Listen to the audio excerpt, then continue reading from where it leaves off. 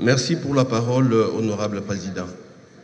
Honorable président, honorables membres du bureau, honorables députés distingués et respectueux collègues, dans un pays emprunt à des conflits individuels et collectifs du travail, il était plus qu'opportun que l'exercice du droit de grève soit réglementé dans l'optique, d'une part, de permettre aux salariés de revendiquer leurs droits et d'autre part, de prévenir toutes sortes de dérives afférentes à l'exercice de ce droit. À cet effet, je félicite et salue l'initiative de notre collègue Guy Mafuta qui a pris le soin d'intégrer dans sa proposition toutes les questions qui échappaient jusque-là à la réglementation. Néanmoins, je me permets de faire quelques observations sur certaines questions qui ne ressortent pas clairement dans la proposition de loi sous examen. La première observation se rapporte à la limitation du temps de grève. En effet, je suis contre la limitation du temps de grève car l'exercice du droit de grève vise non seulement à mettre la pression sur l'employeur en vue d'obtenir de lui l'amélioration des conditions de travail, mais aussi à réparer les injustices que subissent les salariés. À cet égard, il conviendrait de noter que pour que cet objectif soit atteint, il est parfois nécessaire que le mouvement de grève s'étende sur un délai assez long. La limitation dans le temps du droit d'exercer la grève aurait pour conséquence de pousser les mouvements syndicaux à mener les actions successives qui auront pour effet de bloquer l'entreprise. La deuxième observation concerne la retenue de salaire. À ce sujet, je pense qu'il y a lieu de faire un distinguo entre la retenue de la rémunération proportionnelle à la durée de l'arrêt du travail dans le cadre de secteur privé et la retenue du salaire dans le secteur public.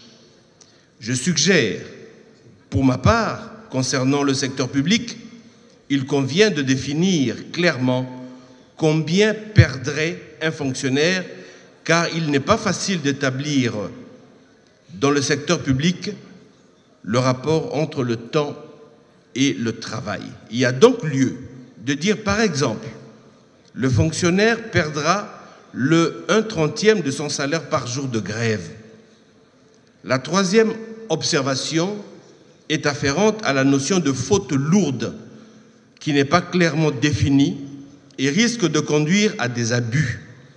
Je pense qu'il y a lieu que les actes pouvant être qualifiés de faute lourde pendant l'exercice du droit de grève soient définis, notamment la dégradation des locaux et des matériels de l'entreprise, les violences à l'encontre du personnel ou des chefs hiérarchiques, le blocage à l'accès au site, etc. et j'en passe. Quatrièmement, en rapport avec l'interdiction de sanctionner un gréviste, nous savons tous que dans la pratique, les employeurs procèdent à des sanctions administratives à retardement, c'est-à-dire en recourant à des sanctions indirectes après l'écoulement d'un certain laps de temps. Quelle garantie a donc le gréviste en pareil cas? Enfin, il ressort de cette proposition que certains fonctionnaires peuvent être réquisitionnés durant l'exercice de leur droit de grève pour poursuivre leur travail et qu'ils disposent néanmoins d'un droit de recours devant le Conseil d'État contre cette décision de réquisition. Cependant, l'auteur de la proposition de loi a oublié qu'il avait limité l'exercice de ce droit de grève à 15 jours maximum, alors qu'on sait pertinemment, bien qu'une contestation ne peut être portée devant le Conseil d'État qu'après 3 mois à dater de l'exercice du recours préalable auprès de l'autorité administrative ayant pris l'acte. De ce fait, l'application de cet article serait compliquée parce que l'agent réquisitionné ne pourra pas saisir la haute juridiction administrative étant donné le temps pour lui d'introduire une action d'annulation de l'acte. Le mouvement de grève aura déjà cessé.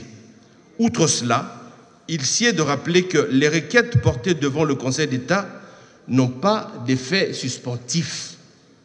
Voilà pourquoi je suggère qu'aucune durée minimale ou maximale ne soit fixée à l'exercice de ce droit. Voilà, Honorable Président, l'essentiel de mon intervention. Je vous remercie.